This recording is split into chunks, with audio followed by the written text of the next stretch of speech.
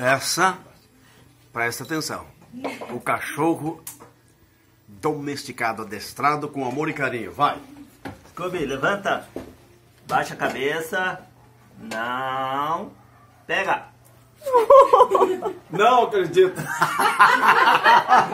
De novo, não dá pra ver. É tão incrível. Vamos lá. Vamos de novo. Incrível, incrível, incrível. Coisa de cachorro. Levanta. Baixa a cabeça. Não. Pega. Ei, bichinho danado.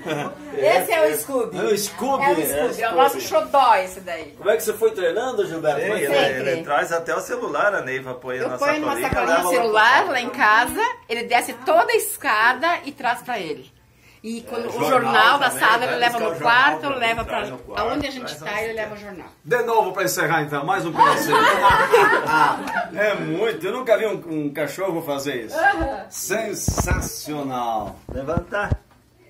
Baixa a cabeça. Não. Pega. Meu Deus, como é que pode dar certinho, pá?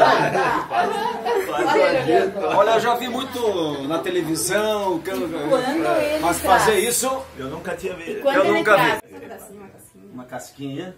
Como é que é o nome dele? Scooby. Scooby, de pé. Scooby, de pé. De pé? De pé. De pé. Abaixa a cabeça. Abaixa a cabeça, abaixa.